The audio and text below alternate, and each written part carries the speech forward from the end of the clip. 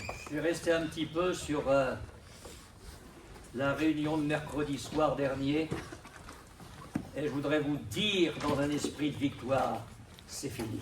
Alléluia. Amen. Alléluia. Quelles que soient les difficultés par lesquelles vous passez, au nom du Seigneur et dans la victoire de la croix, je vous dis c'est fini. Alléluia. Confessez-le de tout votre cœur. Nous adorons un Christ qui a vaincu. Amen. Que son Amen. nom soit glorifié.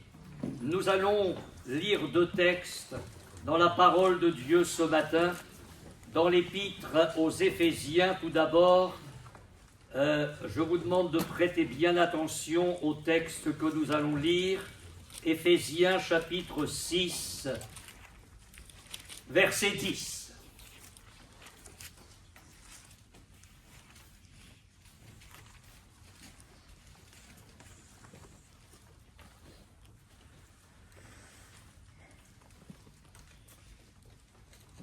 Éphésiens 6, 10. Au reste, certaines versions qui traduisent en conclusion. Fortifiez-vous dans le Seigneur et par sa force toute puissante. Revêtez-vous de toutes les armes de Dieu afin de pouvoir tenir ferme contre les ruses du diable. Car nous n'avons pas à lutter contre la chair et le sang, mais contre les dominations, contre les autorités, contre les princes de ce monde de ténèbres, contre les esprits méchants dans les lieux célestes. C'est pourquoi prenez toutes les armes de Dieu afin de pouvoir résister dans le mauvais jour et tenir ferme après avoir tout surmonté. Tenez donc ferme, ayez à vos reins la vérité pour ceinture, revêtez la cuirasse de la justice, mettez pour chaussure à vos pieds le zèle que donne l'évangile de paix. Prenez par-dessus tout cela le bouclier de la foi avec lequel vous pourrez éteindre tous les traits enflammés du malin. Prenez aussi le casque du salut et l'épée de l'esprit, qui est la parole de Dieu. Faites en tout temps, par l'esprit, toutes sortes de prières et de supplications. Veillez à cela avec une entière persévérance et priez pour tous les saints. Priez pour moi, afin qu'il me soit donné, quand j'ouvre la bouche, de faire connaître hardiment et librement le mystère de l'Évangile, pour lequel je suis ambassadeur dans les chaînes, et que j'en parle avec assurance, comme je dois en parler. Et la seconde lecture, nous allons la faire dans le premier livre de Samuel, au chapitre 14, et au verset 1er.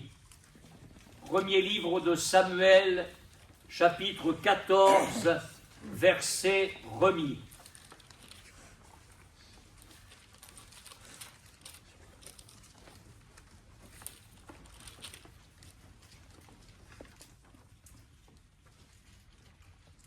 Un jour, Jonathan, fils de Saül, dit au jeune homme qui portait ses armes, « Viens et poussons jusqu'au poste des Philistins, qui est là de l'autre côté. » Et il n'en dit rien à son père. Saül se tenait à l'extrémité de Gibéa, sous le grenadier de Migron, et le peuple qui était avec lui formait environ 600 hommes. Achija, fils d'Achitub, frère d'Icabod, fils de Phiné, fils d'Éli, sacrificateur de l'Éternel à Silo, portait l'éphod. Le peuple ne savait pas que Jonathan s'en fût allé. Entre les passages par lesquels Jonathan cherchait à arriver au poste des Philistins, il y avait une dent de rocher d'un côté et une dent de rocher de l'autre côté, l'une portant le nom de Botsets et l'autre celui de Séné. L'une de ses dents est au nord vis-à-vis de Micmash et l'autre au midi vis-à-vis de Geba. Jonathan dit au jeune homme qui portait ses armes, « Viens et poussons jusqu'au poste de ces incirconcis. Peut-être l'Éternel agira-t-il pour nous, car rien n'empêche l'Éternel de sauver au moyen d'un petit nombre comme d'un grand nombre. » Celui qui portait ses armes lui répondit, « Fais tout ce que tu as dans le cœur, n'écoute que ton sentiment, me voici avec toi, prêt à te suivre. » Eh bien, dit Jonathan, allons à ces gens et montrons-nous à eux. S'ils nous disent « Arrêtez jusqu'à ce que nous venions à vous », nous resterons en place et nous ne monterons point vers eux. Mais s'ils disent « Montez vers nous », nous monterons, car l'Éternel les livre entre nos mains. C'est là ce qui nous servira de signe. Ils se montrèrent tous deux au poste des Philistins, et les Philistins dirent, « Voici les Hébreux qui sortent des trous où ils se sont cachés. » Et les hommes du poste s'adressèrent ainsi à Jonathan et à celui qui portait ses armes, « Montez vers nous, et nous vous ferons savoir quelque chose. » Jonathan dit à celui qui portait ses armes, « Monte après moi, car l'Éternel les livre entre les mains d'Israël. » Et Jonathan monta en s'aidant des mains et des pieds, et celui qui portait ses armes le suivit. Les Philistins tombèrent devant Jonathan, et celui qui portait ses armes donnait la mort derrière lui. Dans cette première défaite, Jonathan et celui qui portait ses armes tuèrent une vingtaine d'hommes sur l'espace d'environ la moitié d'un arpent de terre. L'effroi se répandit au camp, dans la contrée et parmi tout le peuple. Le poste et ceux qui ravageaient furent également saisis de peur. Le pays fut dans l'épouvante, c'était comme une terreur de Dieu, et nous arrêterons ici notre lecture. Ce texte que nous venons de lire est un récit authentique, il appartient à l'histoire d'Israël.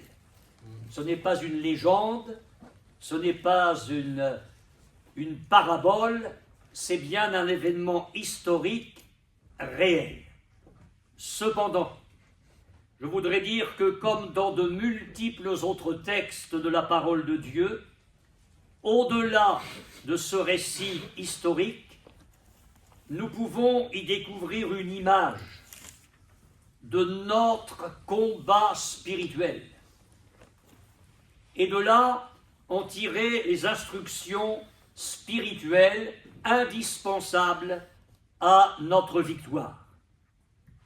Si le temps me le permet, je voudrais vous dire 3 choses à partir de ce texte que nous venons de lire. Le premier consiste à souligner pour vous un signe particulier remarquable. Il est dit, et je vais le préciser à plusieurs reprises dans ce texte, celui qui portait ses armes. Celui. Eh bien, je pense qu'aucun de nous ne pourrait citer le nom.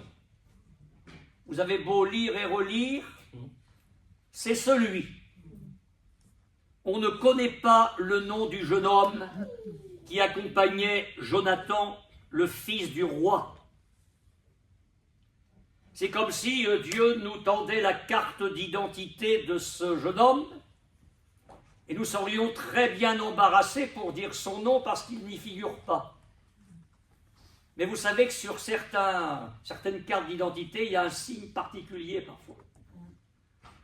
Alors Dieu, là, oui, il a mis un signe particulier, 2 points, celui qui portait ses armes.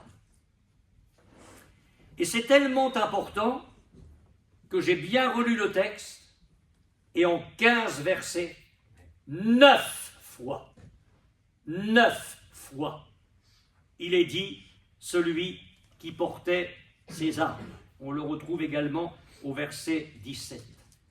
Alors je voudrais vous dire ceci, peu importe que nous soyons connus, il se peut que nous ne soyons jamais connus de nos semblables, mais Dieu qui porte ses regards sur notre assemblée ce matin, Dieu qui porte ses regards sur notre assemblée ce matin, aimerait bien nous connaître comme celui ou celle qui porte les armes de son Fils, Jésus-Christ.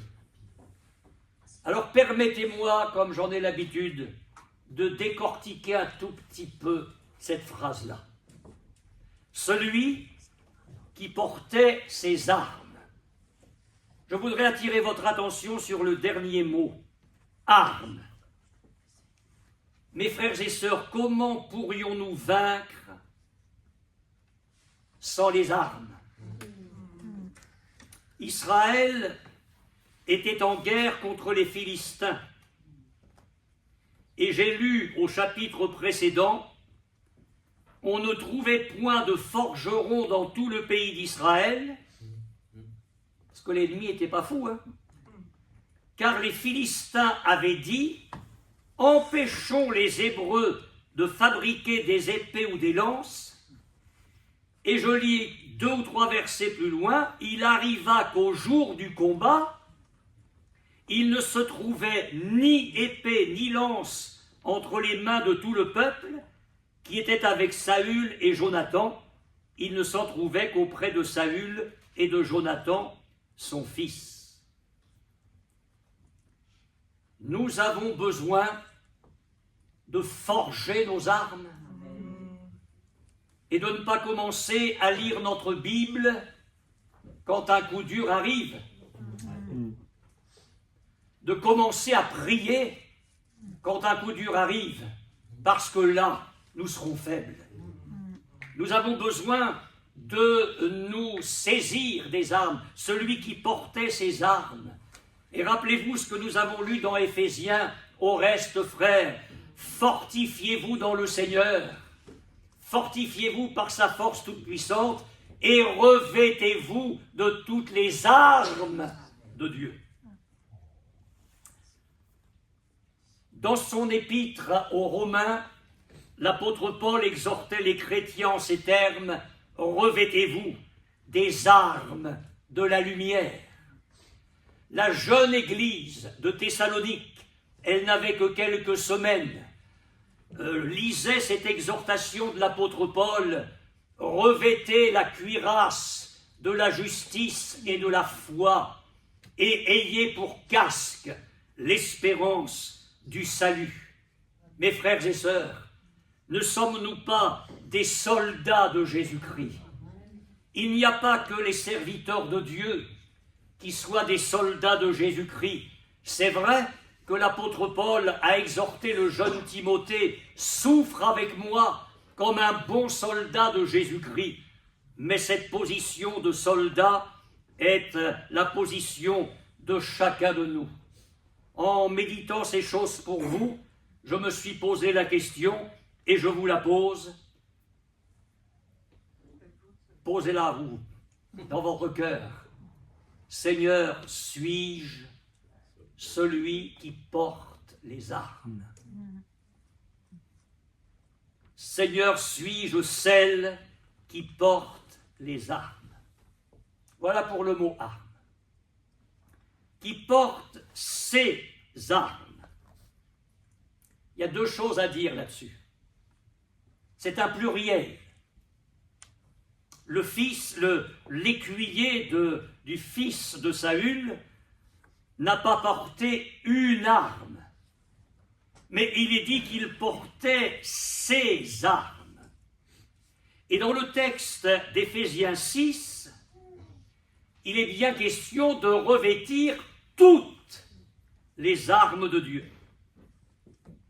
j'ai pensé à un soldat bizarre qui irait au combat avec seulement un casque, comme s'il allait faire de la mobilette ou de la trottinette électrique. Je ne donne pas cher de ce soldat. Et certains chrétiens se contentent d'être sauvés. Ça ne va pas plus loin que ça. Ils ont le casque du salut, c'est tout. Que pensez-vous d'un soldat qui n'aurait que des chaussures? Ah mais il y en a qui sont zélés, ils sont prêts à foncer partout. Hein. Oui, mais qu'est-ce que tu vas faire contre les flèches de l'ennemi avec des chaussures?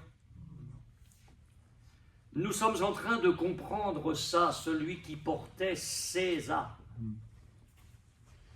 Alors il faut le casque, il faut la cuirasse, il faut la ceinture, il faut les chaussures, il faut l'épée, il faut le bouclier, il faut tout. Revêtez-vous de toutes les armes de Dieu.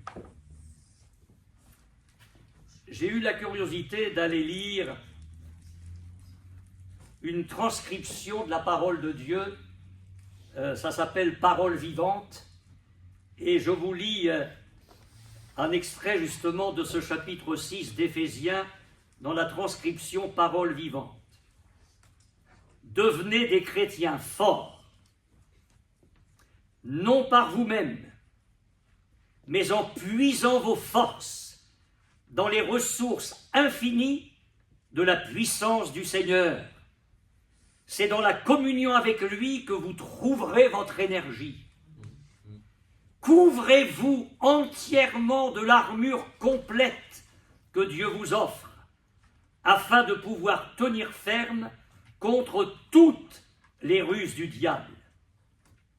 Et un petit peu plus loin, voilà pourquoi il vous faut endosser toute l'armure divine, afin de pouvoir tenir bon au mauvais jour, de faire usage de tout l'équipement que Dieu vous offre et de faire tout ce qui vous est possible si vous voulez repousser les attaques, remporter la victoire sur tous les ennemis et rester maître de la place.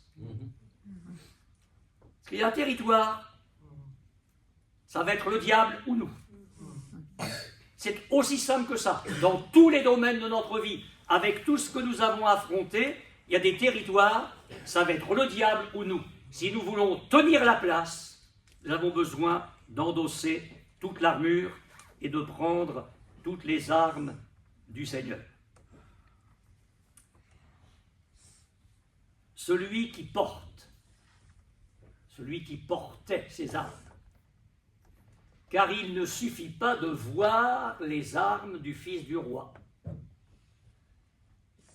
Il ne suffit pas de les connaître. Ah, c'est bien, le Fils du roi, il a des armes. Hein.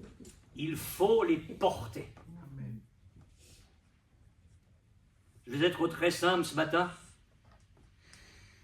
Ne rangeons pas la ceinture de la vérité dans un tiroir du dressing du mensonge. Soyons des chrétiens vrais qui ne mentent jamais. La parole de Dieu nous exhorte, c'est dans le Nouveau Testament, à ne pas mentir les uns aux autres. Ne déposons pas le casque du salut, la cuirasse de la justice, le bouclier de la foi, dans la remise du relâchement spirituel. Ne mettons pas les chaussures du zèle dans le placard de la paresse. Et n'enveloppons pas l'épée de l'esprit dans le drap de la négligence et du manque d'appétit spirituel. Une chrétienne qui avait la visite de son pasteur, et je le tiens du pasteur, se plaignait en disant « Frère, j'arrive pas à retrouver, elle avait reçu un mandat, ou je sais pas quoi, d'une rente. Je sais pas où j'ai mis ça, ça fait des semaines que je cherche ça, et je ne retrouve pas. Et j'ai besoin de cet argent, je ne retrouve pas. » Alors, à bout d'un moment, le pasteur a dit, bah, écoutez, on va prier, on va lire la parole de Dieu, allez chercher votre Bible. Alors elle a été chercher sa Bible, Elle l'a ouverte et le machin était dedans. Ça faisait des semaines qu'elle cherchait. Ah bah c'est sûr qu'elle avait enveloppé l'épée de l'esprit, qui est la parole de Dieu, dans le drap de la négligence. Pourquoi nos églises sont faibles? Parce que beaucoup de chrétiens ne lisent plus leur Bible et beaucoup de chrétiens ne prient pas. Vraiment. Or la parole de Dieu m'exhorte ce matin, il faut porter Amen. les armes. Et vous avez en mémoire le texte d'Éphésiens 6, c'est très intéressant. Le Saint-Esprit dit « Ayez, revêtez, mettez, prenez ». Prenez, ça revient 3 fois. Ce sont les ordres de l'Éternel des armées. Ça ne suffit pas de connaître les armes, il faut les porter. Et puis j'ai lu, à propos de celui qui portait les armes de Jonathan, qu'il le suivait, et au moment de la bataille, il donnait la mort derrière lui. Il y a une traduction qui dit « il les achevait ». C'est un inconnu, mais qui est connu du Seigneur comme celui qui porte les armes, il les porte, et il marche derrière le Fils du roi. Alors je vous dis simplement, mes frères et sœurs, marchons comme Jésus. Amen. Amen. Aimons de l'amour de Jésus. Et j'oserais dire cela, vous allez me comprendre. Versons les larmes de Jésus. Souffrons comme lui. Supportons comme lui. Endurons comme lui. Résistons comme lui. Prions comme lui. Jeûnons comme lui. Persévérons comme lui. Et alors nous gagnerons derrière lui. Amen. Amen. Amen. Nous sommes appelés à le suivre, à aller derrière lui. Les brebis entendent sa voix et elles le suivent. Voilà pour le signe particulier. La deuxième chose sur laquelle le Saint-Esprit a attiré mon attention et mon cœur, et pourtant je lis ma Bible depuis plus de 50 ans, c'est que je n'avais jamais remarqué que dans ce texte, l'ennemi se trouve sur les hauteurs. Le combat n'a pas lieu en bas, le combat va avoir lieu en haut. Les Philistins sont en haut. Et là, j'ai réfléchi. Quand le diable a essayé, pardonnez-moi ce langage moderne, un deal avec Jésus, posséder tous les royaumes du monde et leur gloire, si Jésus adorait Satan, excusez du peu, qu'est-ce qui s'est passé? Il l'a élevé. Il l'a fait monter sur une montagne très élevée. Le combat s'est situé là-haut. C'est là-haut qu'il lui a montré tous les royaumes du monde et leur gloire. Le Seigneur Jésus envoie les 70 avec une mission bien particulière, l'évangélisation, la guérison des malades, la délivrance des possédés, et ils reviennent. Ils reviennent remplis de joie, et ils disent au Seigneur, les démons même nous sont soumis en ton nom. Et que répond Jésus? Je voyais Satan tomber du ciel comme un éclair. C'est-à-dire qu'au moment où les 70 sont partis sur l'ordre de Jésus, équipés par Jésus, et au moment où ils ont prêché, au moment où ils ont prié, au moment où ils ont guéri au nom de Jésus et chassé les démons au nom de Jésus, quelque chose se passait dans les sphères célestes parce que le combat, il était à ce niveau-là. Et Satan était en train de tomber du ciel comme un éclair. Et comme si ça ne suffisait pas, on a l'ultime combat dans Apocalypse 12. Michel et ses anges combattirent contre le dragon et ses anges. Et Jean précise, il y eut guerre dans le ciel. Alors le dragon et ses anges ne furent pas les plus forts. Et il est dit qu'ils furent précipités en bas. Mais le combat avait lieu en haut. Je voudrais revenir à la transcription de paroles vivantes à propos d'Éphésiens 6. Car ce n'est pas seulement de notre combat à nous qu'il s'agit. Nous n'avons pas à lutter uniquement contre notre nature terrestre, ni contre de simples ennemis mortels, mais contre les puissances occultes, contre une organisation spirituelle satanique, contre les dictateurs invisibles, ce n'est pas les hommes, qui dans les ténèbres veulent contrôler et régir notre monde, contre la légion des esprits démoniaques dans les sphères surnaturelles, véritables agents du quartier général du mal. Je vous le dis avec force, je voudrais que notre Église chrétienne ce matin plus que jamais prenne conscience maintenant, à partir d'aujourd'hui plus que jamais, que le combat, il est là-haut. Amen. Je ne dis pas dans le ciel où est Dieu, hein. Je ne dis pas dans le ciel où est l'agneau de Dieu à la droite du Seigneur, mais dans des sphères célestes mauvaises. C'est là que ça se joue. Et vous croyez, mes frères et sœurs, que nous allons grandir comment?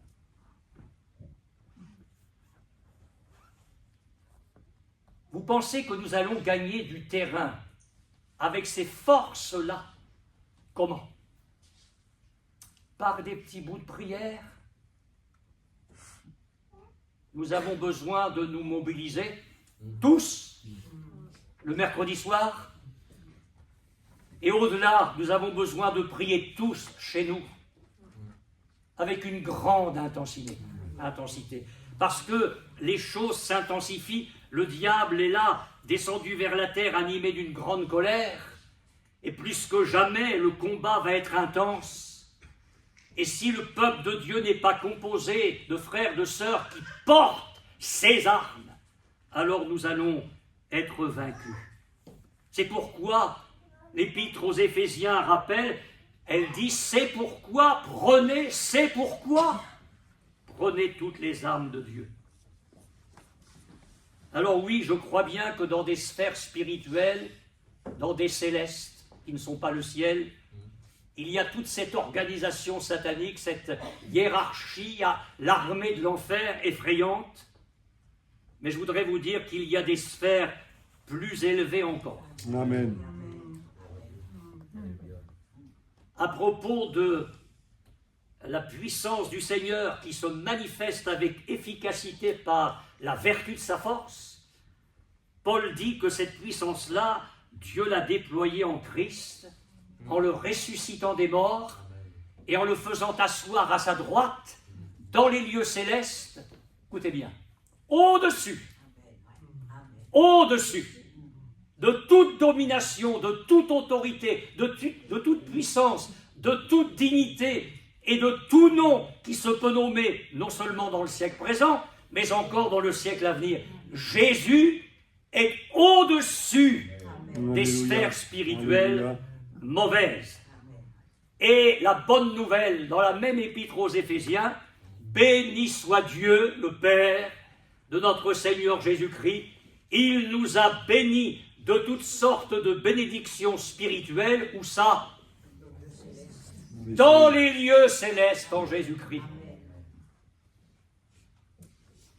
Ce qui me revient à dire que je dois viser les sphères spirituelles les plus hautes, là où Jésus vit, là où Jésus triomphe, et dans ma communion avec lui, par sa parole, par la prière, par l'adoration, par le parler en langue régulier chez moi où je me renouvelle dans l'onction du Saint-Esprit, dans le baptême du Saint-Esprit. C'est là que je vais puiser les forces dont j'ai besoin dans les sphères les plus hautes, afin que descendant d'un étage, je sois alors très fort au niveau des forces spirituelles mauvaises. Jonathan s'apprête à monter.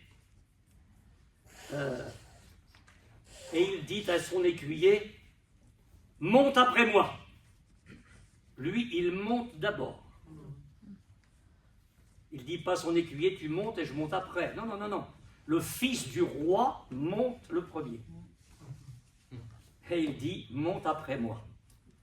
Le fils du roi est monté le premier. Il est ressuscité. Il a été élevé à la droite de Dieu. Tout a été mis sous ses pieds. Et vous savez ce qu'il nous dit ce matin à chacun de nous? Monte après moi. Amen. Amen. C'est toujours dans l'épître aux Éphésiens, on a l'impression que tout se tient. Moi, j'ai l'impression qu'en vous citant l'épître aux Éphésiens, j'ai l'impression que c'est le chapitre 14 du premier livre de Samuel. Monte après moi. Mais que dit Paul aux Éphésiens? Nous étions morts dans nos offenses, dans nos péchés. Dieu nous a rendus à la vie avec Christ. Il nous a ressuscités et il nous a fait asseoir ensemble avec lui dans les lieux célestes. Je pense ceci, que si nous prenons conscience de la nature exacte du combat, si nous réalisons qui est notre ennemi, dans quelle sphère il évolue, alors nous ferons preuve de vaillance et nous nous armerons. Ce n'est pas de l'à peu près, mes frères et sœurs, et ce n'est pas rien. Nous luttons contre l'enfer. Il y a une orchestration satanique mondiale. Je crois qu'il y a un homme fort, je parle des forces mauvaises spirituelles pour chaque nation. Il y a une telle hiérarchie que je crois que l'enfer est organisé pour les régions, pour nos villes, pour nos quartiers. Je n'invente rien, la Bible dit que le monde entier est sous la puissance du malheur. Ne nous berçons pas d'illusions. Nos fils et nos filles, et je sais de quoi je parle, nos petits-enfants, jeunes gens, jeunes filles, loin du Seigneur, ne sont pas des braves petits jeunes qui, ils viendront, ils sont sous la puissance de l'enfer. Pourquoi est-ce qu'ils ne viennent pas? Pourquoi est-ce qu'ils ne se convertissent pas? Parce qu'ils sont tenus par l'enfer. C'est aussi simple que ça. Si vous ne voulez pas me croire, ne me croyez pas, mais le combat, il est à ce niveau-là. Nous avons besoin de lutter pour que dans les sphères spirituelles mauvaises, il se passe des choses. Que le diable tombe du ciel comme un éclair. Oui, que le Seigneur nous donne sa grâce et que nous montions après le Fils du roi dans des sphères de victoire. Comment monter? C'est ma dernière pensée avec vous ce matin. Jonathan monta en s'aidant des mains et des pieds. Il a fait de l'alpinisme. Il n'y avait pas encore les crochets, il n'y avait pas encore les trajets tracés par... Non, il a fait ce qu'il a pu. Il s'est aidé des mains et des pieds. Bon, on passe l'image là. On va arriver dans le domaine spirituel. Les mains nous parlent de service dans la parole de Dieu. Je voudrais vous dire que pour atteindre victorieusement les sphères où l'ennemi veut exercer sa domination, il faut, à l'exemple de Jésus, parce qu'on monte derrière lui, servir Dieu comme il l'attend et comme le Fils du roi a servi le Père Céleste. Parce que Jésus, je vais reprendre l'expression du premier livre de Samuel, est monté en s'aidant des mains. C'est-à-dire que son service était un service magnifique. Jésus a pu dire, le Père est avec moi, il ne m'a pas laissé seul, parce que je fais toujours celui qui lui est agréable. Jour après jour. les mains sont les mains d'un service impeccable. Et il monte dans la volonté de Dieu, il monte dans le plan de Dieu, jusqu'à une victoire totale. Et l'Épître aux Hébreux me dit, fortifiez vos mains languissantes. Des mains languissantes, c'est des mains malades. Et il ne faut pas, mes frères et sœurs, que notre service soit un service malade. Il faut que ce soit un service vigoureux, un service en bonne santé, un service à la ressemblance de celui de Jésus. Et dans ce domaine-là, ne nous décourageons pas. Tout est à notre disposition pour réussir. Écoutez bien encore l'Épître aux Hébreux. Ça va vous rappeler quelque chose. Que le Dieu de paix, qui a ramené d'entre les morts le grand pasteur des brebis, que le Dieu de paix qui a ramené d'entre les morts le grand pasteur des brebis par le sang d'une alliance éternelle, notre Seigneur Jésus, vous rende capable de toute bonne œuvre. Mais Seigneur, si je regarde mes mains, mon service, il est un petit peu languissant. Et Dieu te dit ce matin, c'est fini. Amen. Amen. C'est fini. Amen. Parce que la puissance de mon fils, écoute, il est monté, va derrière lui. La puissance de mon fils, celle que j'ai déployée en lui pour le ramener d'entre les morts, elle est à ta disposition. Tu vas monter jusque au niveau des sphères spirituelles mauvaises dans ton combat. Tu vas monter en t'aidant des mains. Alors je suis allé faire un petit tour dans les psaumes. Psaume 18, 35. Il exerce mes mains au combat. Alléluia. C'est lui qui le fait. Et c'est lui qui va le faire dans ta vie. Il exerce mes mains au combat. Amen. Et mes bras tendent l'arc d'airain. Il faut être costaud pour tordre un arc d'airain. Même si la flèche n'est pas en airain. Enfin, il faut y aller quand même.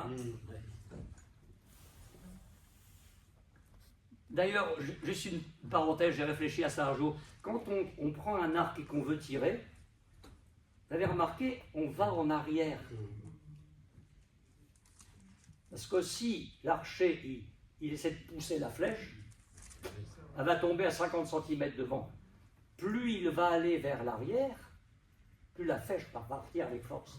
Qu'est-ce que c'est que ces machins, ces méthodes modernes de management, de trucs pour faire tourner la boutique, excusez-moi de parler comme ça. Mais non, si nous voulons que la flèche parte avec efficacité, il faut revenir vers ce qui est en arrière, connaître les anciens sentiers, Amen. les méthodes de Amen. l'Église primitive. On Amen. est terminé avec ça. Il exerce mes mains au combat et mes bras tendent l'arc d'airain. Psaume 144, verset 1er. Béni soit l'Éternel mon rocher, qui exerce mes mains au combat et mes doigts à la bataille. Et puis alors, j'ai pensé aux derniers instants d'Élisée. Il était sur le point de mourir, il a été atteint de la maladie dont il mourut, parce que ça c'est la marche normale. Et puis, Israël est en guerre contre les Syriens. Et il fait venir Joas le roi. Alors, Élisée, le prophète, dit à Joas, prends un arc et des flèches. Alors Joas prend l'arc, les flèches, et dit, maintenant tu vas tendre l'arc. Et Joas tend l'arc. Et à ce moment-là, il y a quelque chose de glorieux. C'est que le prophète pose ses mains sur les mains du roi. Mais tu n'es pas seul dans ton combat. Prends les armes, il ne va pas les prendre pour toi. Hein. Il ne va pas les prendre pour toi. Il ne va pas te mettre à genoux, il ne va pas t'ouvrir la bouche, te tirer la langue pour parler. Ça, il faut que tu prennes l'arc et que tu tendes l'arc. Mais quand tu vas être à genoux, là, dans ta communion avec le Seigneur, il y a quelque chose qui va se passer. Amen. Que tu ne peux pas contrôler parce que ça vient de lui, c'est qu'il va mettre ses mains sur tes mains. Et tu vas monter Alléluia. en t'aidant des mains, parce que la force, elle vient de lui.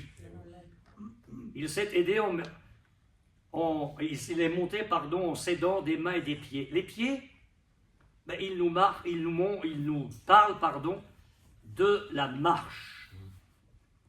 il faut monter avec un service agréable à Dieu et il faut monter avec une marche agréable à Dieu. Je vous ai parlé de l'Épître aux Hébreux dans lequel se trouve ce verset « Fortifiez vos bas languissantes ». Dans le même verset, c'est impressionnant, « Suivez avec vos pieds des voies droites ». Tout se tient.